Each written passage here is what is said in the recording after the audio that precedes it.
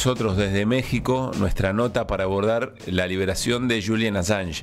Yo diría antes saludar a Tilio, Néstor. ¿Querés hacer un encuadre? Bueno, dijimos breve? Ya, ¿no? Y es la noticia del día, en mi opinión. Es la liberación después de mucho tiempo de Julian Assange, el periodista fundador de Wikileaks, australiano. Recordemos que estuvo asilado en la Embajada de Ecuador hasta que cambió el gobierno ecuatoriano. Después fue preso en una cárcel de máxima seguridad en Inglaterra. Estuvo casi 5 años y hoy llegó a un acuerdo, digamos, hoy va a firmar un acuerdo de culpabilidad, por eso lo dejaron a libertad. No sé si ya llegó o está volando hacia una isla del Pacífico donde se firmará y quizás se conocen más los detalles, y a partir de ahí queda libre en un día de mucha alegría para la libertad de expresión y de mucho repudio al sufrimiento que tuvo Julian Assange durante todos estos años. Quizá no necesita presentación, pero es uno de los cuadros intelectuales más importantes que tenemos en la Argentina en el análisis de política internacional y sobre todo América Latina. Atilio, ¿cómo estás? Un gran gusto escucharte y saludarte. ¿Qué tal? El gusto es mío. Buenas tardes a todos ahí en la mesa. ¿Cómo andan? Ahora te vamos a preguntar por México para que nos cuentes un poco qué estás viendo, pero ¿dónde estás específicamente? Estoy en México, estoy en un seminario que organizó la Cámara de Diputados de México. ¿En la Ciudad de México?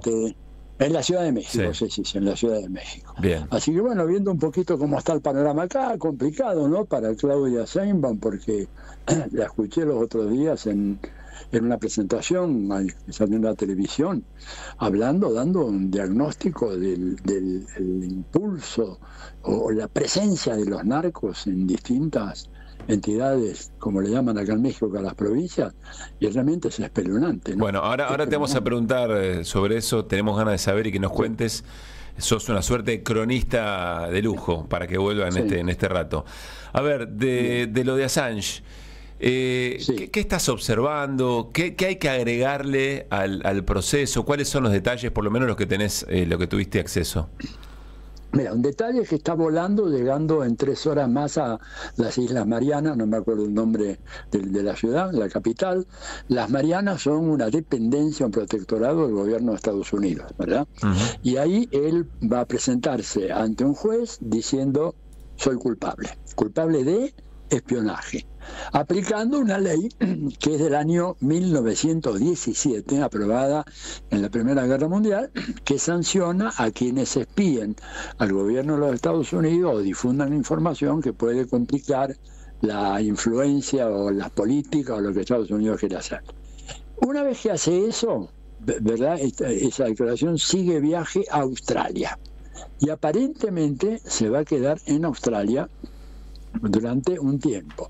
¿Por qué las cosas se pueden resolver? Bueno, porque lo que han pedido los fiscales en Estados Unidos es una pena de 63 meses de prisión, ¿verdad? Y cuando uno considera, como han hecho los abogados defensores de Julian, que él ya ha cumplido con creces esa prisión, porque le dio prácticamente 11 años preso, 5 en la cárcel de máxima seguridad, dirían, bueno, asunto terminado y listo, se lo sobresee y a otra cosa. Y ahí yo le haría una recomendación, sabiendo que Julian va a escuchar que vuelvan las ideas, decirle: tómate un avión y rajate de Australia y andate a Rusia o a Corea del Norte, porque Australia es un nido de la CIA. Y yo, la verdad, les cuento, tengo mucho miedo de que a Assange le pase un accidente una vez que está en Australia. A ver, me parece buen momento, ya que encuadramos la situación y cuáles son las últimas novedades, para explicar a Tilio quién es Assange y qué hizo, por qué Estados Unidos se la juró. Mira, Assange lo único que hizo, él no robó los documentos. Esto lo hizo el soldado aquel, que luego fue una soldada, no me acuerdo el nombre, Chelsea Manning, ¿no es cierto?, que le pasó los documentos a Assange. ¿Assange qué hizo? Se los dio al New York Times, al Spiegel, al País de España, a los principales diarios, nada más que eso. O sea, él simplemente difundió una información que le llegó por parte de una persona que además ya fue sancionada en Estados Unidos, ¿no es cierto?, quien le dio esos datos, y fue una pena bastante leve, fue una pena de 3 o 4 años, ¿no es cierto?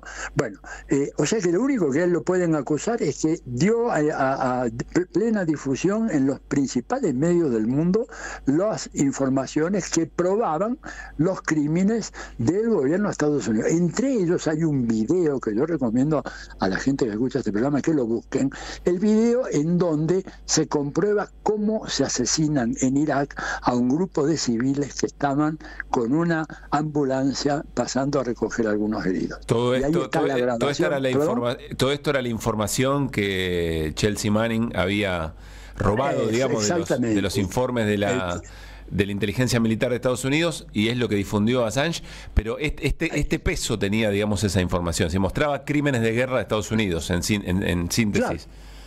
Claro, además no solamente uno, el más grave es ese del asesinato a mansalva desde un helicóptero, ¿verdad?, artillado contra esta ambulancia, pero además divulgaron muchas otras cosas que demostraba cómo Estados Unidos espiaba, se metía con otros países, cómo espiaba uno a otro, a gobiernos amigos, a gobiernos adversarios. Es una historia sórdida de los enormes alcances del proceso de espionaje o del espionaje en los Estados Unidos. Atilio, y eso fue lo que Estados Unidos nunca aceptó. Atilio, Néstor te saluda, ¿cómo estás? Hola Néstor, ¿qué tal? La pregunta es sobre la campaña tan fuerte que hubo en solidaridad con el fundador de Wikileaks. ¿Cuánto de ello contribuyó a esta solución? Y en todo caso, ¿por qué crees, es una opinión, ¿no? ¿Por qué crees que Assange no aceptó antes un pacto de culpabilidad? Uno entiende que es un tema moral, de no aflojar en cuanto a reconocer algo que no tenía por qué reconocer, pero que bueno, el peso de la prisión, las condiciones tan horribles en las que estaba, quizá lo llevó a tener esta decisión, pero sobre todo la campaña que hubo en torno a su caso. Mira, yo creo que la campaña fue importantísima. Eso debe ser una cosa que nosotros tenemos que evaluar y tener muy en cuenta, porque a veces se piensa que estas campañas así no son tan importantes o no son decisivas. Son absolutamente decisivas. Pero, de todas maneras, el tipo tuvo que comerse 5 años y medio en una cárcel de máxima seguridad, viendo la luz del sol creo que 1 o 2 veces a la semana, por 1 hora. Y antes creo que él no quiso aceptar, además porque creo que los fiscales de los Estados Unidos no estaban dispuestos a conmutar su pena con los años de encarcelamiento que había sufrido en Inglaterra. Entonces el tipo decía, ¿cómo? Después de todo esto, estoy 5 años y medio acá, en una cárcel de máxima seguridad, horrible, de lo peor, y encima me quieren mandar de vuelta 63 meses de cárcel en Estados Unidos. Bueno, ahí, cuando los fiscales dijeron, estamos dispuestos a conmutar esa pena en función del tiempo de prisión que usted estuvo en Inglaterra, bueno, ahí la cosa cambió. Habrá que ver si cumplen, digamos, yo creo que ese es un poco el tema que hay que tener siempre mucho cuidado, ¿no? Vamos a escuchar a Rafael Correa, que reflexionó sobre la liberación de Assange. Rafael Correa, recordemos, presidente de Ecuador, que le da asilo a Assange, y después viene la traición de Lenín Moreno, que bueno, lo expulsa. Sí, lo abandona, ¿no? Deja entrar a la policía de Eso Londres, es lo que permite entrar a la policía. Sacan a la rastra prácticamente. La embajada ecuatoriana en Londres. Esto decía Correa. Creo que con la liberación de Julián el mundo es un poco menos injusto, pero también un poco la alegría del pobre. Es algo que nunca debió ocurrir. Es una locura. Estoy escuchando el reportaje y tiene toda la razón. A Julian Assange se lo persigue por decir la verdad, no por mentir. Y el que dice la verdad, el perseguido, el sancionado, el enterrado en vida en una prisión, cuando los encarcelados deben ser los criminales de guerra. Entonces, realmente esto ha sido una locura. Le han robado 12 años de la vida de un periodista por decir la verdad. Los verdaderos criminales de guerra quedaron en impunidad. El que denuncia los crímenes de guerra fue perseguido. Hoy estamos contentos porque ha sido liberado, pero nunca debió perder su libertad. Por el contrario, debió ser reconocido por su valentía y su capacidad periodística al decir la verdad. Bueno, el de una vergüenza mundial que pasará a la historia, le ha hecho un gran daño no solo a Ecuador, sino a América Latina. ¿Qué otra persona buscará asilo en una embajada latinoamericana después de lo que hizo el traidor de Lenín Moreno? Además, no solo atentando contra la institución centenaria del asilo, sino directamente contra la Constitución ecuatoriana. Pero como era a favor de los Estados Unidos, en contra de Correa, yo era el que le había dado el asilo, fue aplaudido incluso por la prensa. Bien, allí estaba Rafael Correa. Estamos repasando con Gaby Radiche. Hay una película que se llama El Quinto Poder, sobre la historia de Assange y Wikileaks. Sí. Muy interesante para que quienes quieran profundizar. A veces el audiovisual ayuda mucho a comprender Esa es de ficción, sí, con Benedict Cumberbatch, Stanley Tucci, personajes muy, muy notables. Es vieja, es de unos 10 años. Y después hay un documental más reciente que creo que estaba en Movie. Y está el libro, ahí está el libro WikiLeaks, pero además ArgentLeaks, que es la versión de Santiago O'Donnell, de todas las cosas que involucraban a la Argentina, ¿no? Una lectura siempre recomendable para también conocer un poco las dinámicas de la política y su vínculo con la embajada, de algún sector de la política argentina y su vínculo con la embajada, Néstor. Atilio, te quería preguntar, digamos, de las revelaciones de WikiLeaks a partir de esta entrega de documentos de Chelsea Manning. Bueno, tenemos todo el desastre que vos mencionaste en Irak, en Afganistán, en Guantánamo, etcétera. ¿Cómo ves hoy esa situación? Quiero decir, el aporte de Assange y de WikiLeaks a la revelación de crímenes que siguen sucediendo. Pensemos en Gaza nada más, por ejemplo. ¿Pensás que esto ha ayudado a la libertad de expresión o pensás que ha, al revés, contribuido a un mayor amedrentamiento, temor de los periodistas para revelar estas cosas? Mira, yo creo que un poco lo que dice Rafael Correa, recién lo hemos escuchado, es cierto, ¿no? O sea, los periodistas lo van a pensar dos veces hoy en día antes de difundir informaciones certificadas, oficiales, que de alguna manera atentan contra el interés de los Estados Unidos. Además, Correa dice otra cosa muy importante. Los grandes medios de comunicación hicieron mutis por el foro, y aparte de dar alguna que otra información sobre el caso de Assange, de ninguna manera pusieron, digamos, el énfasis que había que poner sobre la tremenda censura y coacción que se ejercía sobre un periodista por el solo hecho de haber dado a conocer una información, ¿verdad? Y ciertamente eso es un déficit enorme. Lo mismo, ¿verdad?, los líderes de los países occidentales que se llenan la boca defendiendo la libertad de prensa, libertad de expresión, que los gobiernos que pretenden intervenir en los diarios, con una cosa que lo que vemos en la Argentina, ¿no? Lo que la derecha argentina viene diciendo hace tanto tiempo, y que creo que en ese sentido me parece que esto claramente creo que va a ayudar, pero no creo que no hay que hacerse demasiadas ilusiones, porque los factores de poder son muy, muy importantes y probablemente vayan a seguir ejerciendo esa presión sobre aquellos que quieren decir la verdad, ¿no? Un poco faltar a lo que Chomsky llamaba ese juramento de los periodistas, que era decir la verdad y denunciar las mentiras. Y eso, bueno, tiene su costo hoy. Atilio, te cambiamos de tema, estás en México, nos contaste, sí. Estás viendo un poco la escena, escuchaste el discurso de Claudia Sheinbaum, la presidenta electa por Morena, para darle continuidad a las políticas de López Obrador. ¿Qué escena estás viendo? Estoy viendo una escena muy complicada para ella, digamos, porque no por ser ella, porque es la verdad una persona brillante y que hace años viene trabajando codo a codo con AMLO, ¿no es cierto? Pero que acá hay una situación en donde, según la propia Claudia Sheinbaum, hay una serie de estados, o sea, provincias, en lo que diríamos nosotros en Argentina, que son estados fallidos, y que por lo tanto en esos estados gobierna el narco. Y te dice en Jalisco, en Tamaulipas, en Guerrero, en el Golfo. Digo, así lo denunció. Lo hizo ayer, ¿no es cierto?, cuando hizo la presentación sobre la constitución de una Guardia Nacional, que ya la había pensado López Obrador, y ahora con ella retomó nuevos bríos, para combatir a los cárteles que realmente se han adueñado de una parte importante. A ver, hay un archipiélago de territorios dentro de México que están totalmente bajo el control narco. Guanajuato, por ejemplo, un estado histórico. Pero formar una nueva fuerza implica que la fuerza que tenés está totalmente tomada, corrompida, o no podés confiar. Y bueno, eso ha sido uno de los problemas. Y el problema es que yo creo que el combate al narco, está bien, debés hacerlo apelando a estas fuerzas, ¿verdad? Pero además tenés que hacerlo en un contexto socioeconómico que prive al narco de la posibilidad de reclutar gente para su proyecto. Mira, por ejemplo, te digo, el caso de Ecuador, que es más significativo. Yo ahora ahí en Venezuela estuve con Orlando Pérez, charlando un rato. Él me dijo que ¿Quién es Orlando Pérez? ¿Quién es Orlando Pérez? ¿Perdón? Orlando Pérez, el de Telesur, el analista de Telesur. Bien.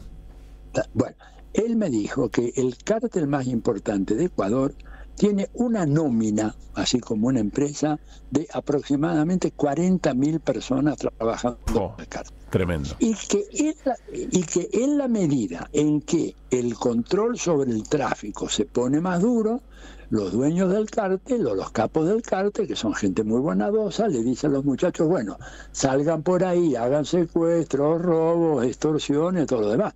O sea, en la medida en que el negocio del tráfico de drogas está siendo más controlado y por lo tanto ya no pueden moverse como antes, bueno, chicos, ustedes siguen en la nómina, pero ahora van por la propia, no hagan demasiado desastre y cuando esto se arregle volvemos a ponernos en acción. Entonces, Atilio, acá hay un panorama más o menos parecido. Sí. ¿Qué tal, Atilio? Luis Pablo te saluda, ¿cómo estás? Hola. Bien, quiero preguntarte por los Estados Unidos y el narcotráfico en México, ¿no? Uno supone desde aquí que sin el beneplácito, la complacencia de los Estados Unidos compartiendo una frontera tan grande y tan importante a la vez, esto sería muy difícil, pero quizá no sea del todo así. ¿Cómo juegan los Estados Unidos en relación al tema? Mira, Estados Unidos básicamente es cómplice de toda esta historia, porque acá te dice a la gente que, por ejemplo, estudia esto, vos no puede ser que puedas hacer entrar un camión por San Diego, ¿no es cierto?, viniendo de México, en donde tengas 500 kilos de cocaína o de pasta base, si es que la guardia fronteriza, el policía de San Diego, el juez que está ahí, no está de alguna manera involucrado en el negocio. Es decir, esta es una trama binacional y en donde la DEA desempeña un papel fundamental, no en combatir el narcotráfico o el cultivo de drogas, sino básicamente organizar estos carteles que se mastan entre ellos a los efectos de poder mantener el negocio con una cierta normalidad. No nos olvidemos que es un negocio de 500.000 millones de dólares, o sea, más o menos el Producto Bruto de la Argentina.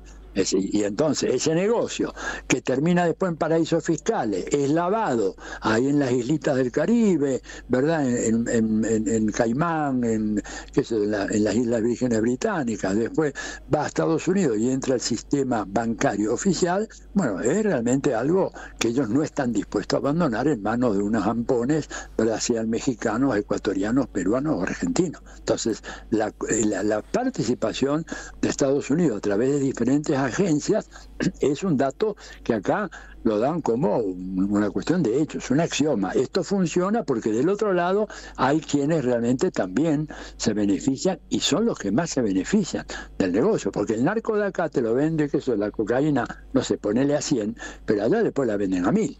Hay toda una cadena de intermediación en donde las ganancias son fabulosas. Y por eso, digamos, hay dudas. López Obrador dice que está muy bien lo de la Guardia Nacional, pero que fundamentalmente México tiene que avanzar en la cuarta transformación, en el segundo piso. Pensá que estamos hablando acá de un país en donde el 55% de la población económicamente activa está en la total informalidad. ¿No es cierto? Atilio, sí. Vinculado a esto, ¿no?, el panorama social y la violencia que hay en México, Andrés Manuel López Obrador, sin duda, después de décadas de dominio neoliberal, hizo muchas cosas, desde luego hay cosas pendientes, pero uno de los aspectos que quizás se le cuestiona más por izquierda es su política de derechos humanos, justamente el tema de la fuerza de seguridad, el tema de la violencia.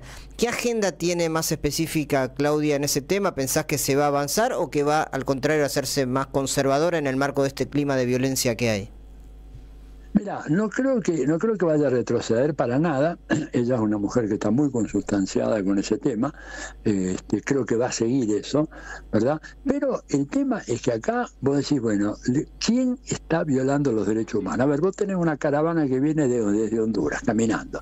Y de repente, qué sé yo, está llegando ya al desierto previo a la zona de la frontera con Estados Unidos, aparecen unos tipos que te descuartizan, te sacan el dinero, etcétera. ¿Quién hizo eso? ¿Lo hizo el Estado mexicano, lo hicieron funcionarios mexicanos o alguna de estas bandas, los polleros, como le dicen, que son los que te llevan para allá, pero estos polleros de repente se vuelven en contra de los migrantes, los masacran, los roban, los torturan, los violan, etcétera. Entonces, yo creo que hay que tener mucho cuidado de inculpar al gobierno mexicano por violaciones atroces, evidentemente, que se han cometido contra los grupos inmigrantes en territorio mexicano, pero son territorios que no están controlados del todo por el Estado mexicano. Y por otro lado, tenés allá en Estados Unidos a Trump renovando su crítica, hablando son delincuentes, sí, ladrones, violadores, etcétera. Entonces, yo creo que ella va a seguir con esa agenda, va a tratar de promocionarla,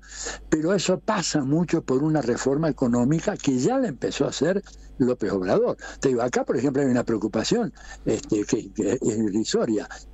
Todos los medios hablan del problema de la inflación en México. Entonces yo me puse a investigar. La inflación de mayo a mayo del 23 a mayo del 24, fue de 4.17%. Digo, y esto ya está provocando el espanto de los medios del establishment. Bueno, esta es consecuencia del aumento indiscriminado del salario mínimo que hizo López Obrador, que duplicó el salario mínimo, que mejoró las condiciones de remuneración de los trabajadores que están formalizados, que esto y que lo otro. Entonces, tenés acá una derecha muy, muy fuerte, apoyada por Estados Unidos, y además con un control de los medios de comunicación. Mira, te digo yo, estos 2 días hice un pequeño experimento de a la noche ponerme a ver un poquito la televisión, haciendo un zapping. Mira, la impresión que tenía es como si yo estuviera en Miami. Prácticamente no tenés un solo canal realmente que funcione diciendo qué es lo que está pasando en México. Todos son espectáculos deportivos de los Estados Unidos o películas así de esas terribles, de monstruos, de invasiones, etcétera. No hay prácticamente una visión alternativa. Entonces, es muy difícil para Claudia realmente enfrentar un ataque del capital financiero, de los grandes bancos, de la Embajada de Estados Unidos, que ya manifestó su preocupación por la inflación y cómo eso va a repercutir allá, de los medios de comunicación, que son un desastre absoluto. Bueno, por eso, la tiene muy, muy difícil. Se me ocurre, Atilio, que nadie con la agenda de López Obrador, de Claudia Sheinbaum, o con las agendas de los presidentes de la década que se suele mencionar aquí como década ganada, le sorprende que va a tener a cada uno de esos sectores en contra, claro, digamos, ¿no? En todo caso, la pregunta es dónde construir alianzas sólidas en territorio para poder hacerle frente. Pero el diagnóstico que nos das es sumamente interesante desde allí. Es bueno tener una agenda o tener una mirada permanente sobre estos temas. Sí, claro, que está tan vinculado además con lo que hablábamos antes, ¿no? Con lo que ocurre con Julian Assange. Atilio, un gran abrazo, como siempre, un lujo que nos puedas reportar de tanto en tanto. Otro para ustedes, un gran abrazo. Que esté muy bien, buen regreso. Chau, chau. Atilio Borón, 5:16, hablamos del momento de México, porque allí está Atilio. Originalmente, a partir de la liberación o el acuerdo que hizo Julian Assange con la justicia estadounidense, ¿cómo era la historia? Está yendo a la